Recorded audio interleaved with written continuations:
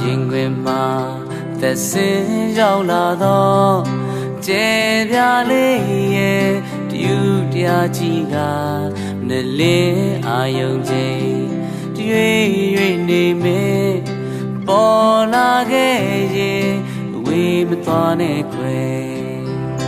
အိမ်မလေးရဲ့ဆုံကိုရောက်နေတယ်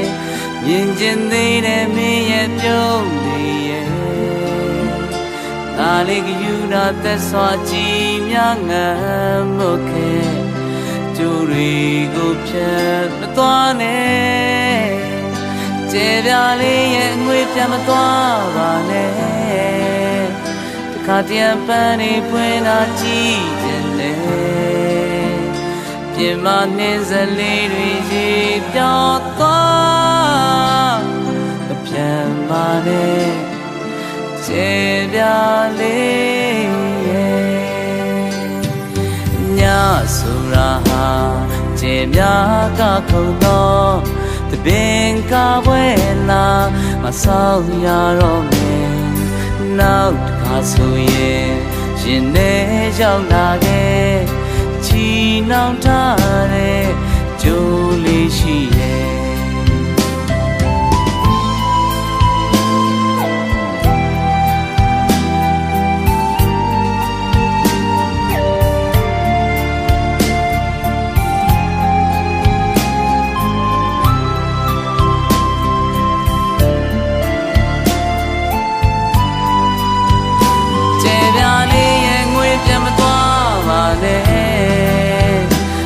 တံပန်းနေပွင့်လာကြည့်ခြင်းနဲ့ပြင်မနှင်းစလေးတွေကြီးပြောင်းသွားပြန်မနဲ့ကျေပြလေးညဆိုတာဟာ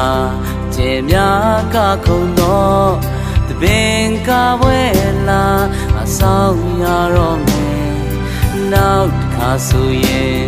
ရင်ထဲရောက်လာခဲ့ချီနှောင်ထားတဲ့